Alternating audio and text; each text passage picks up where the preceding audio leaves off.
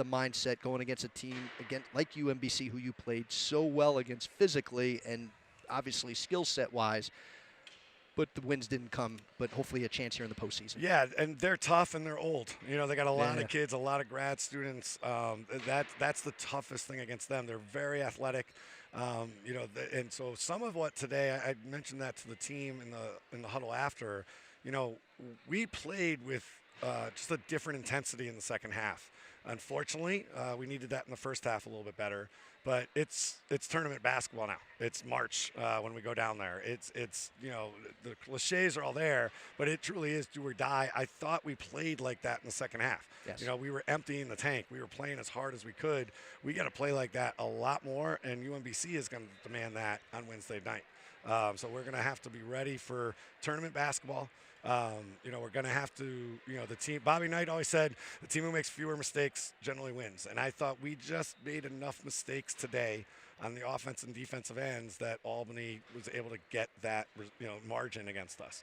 We're going to have to play really good basketball to beat UMBC at their place. You know, so that's, we're glad we know them. We know we played 2 games against them. We have some confidence against them, but they're very, very good. They've had an unbelievable year, so we got to come with our best effort. So you know the familiarity is there, and obviously you just talked about how you got to play your best basketball in order to get that win, in order to advance, of course, in the tournament. So from you and the rest of the coaching staff this week, how much is it a balance of making sure that the team is mentally prepared to also, too, is watching film and just going through what they do well, and, of course, harp on the things they don't do well? Yeah, it's not – you don't want to change a whole lot. You know, I think it's our same kind of routine. Like, this is how we're going to practice Monday and Tuesday. This is how we're going to game prep. It's the 3rd time we've played them. So the beauty of NJIT is these kids remember scouts. They're really smart. Oh, yeah, they retain the knowledge. So, like, we can kind of get through that stuff pretty quickly. You know, it's more review than – you know, where you say you go to an NCAA tournament and you're playing a brand new opponent, you know, that's a lot of work. Here, it's like, hey, we know who they are. We just got to, like, watch their past few games. And so that's the beauty of conference tournaments. You do get kind of slugfest like this because you're playing, everybody knows what you're running, and that's why that fewest mistakes bugaboo comes out, because I thought they did a great job of kind of punishing some of our mistakes, and we didn't do that as much. So we got to really find that mentality against UMBC on Wednesday. But we're ready to prep. We've been excited. We've known that we were going to be in the tournament for a while, which has been a luxury to have. And we're really proud of where the program has been, that we have that luxury.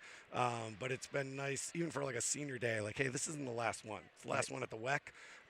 But we got another game, and we know how important it is. So we can't wait to get to Baltimore. Well, Coach, congratulations on a fantastic regular season. The team fought hard and certainly left it all on the court day in and day out. And I know I'm sure itching to get down to Baltimore and get ready for hopefully what could be a semifinal round up north, wherever it may be, you know, depending on how the rest of the tournament pans out at this point. We'll go wherever they tell us. I was about to say, at the point, if you keep advancing, you'll go wherever you want. But obviously, we're rooting for you guys. We're supporting you guys. And, of course, you know, continued success and best of luck down in Baltimore next week. All right. Well, thanks, Mike. It's been a great year. Thanks for all the crew. We get great coverage, and we have a lot of people watching all across the country, internationally, in Argentina and in Spain. So you guys do great work for us.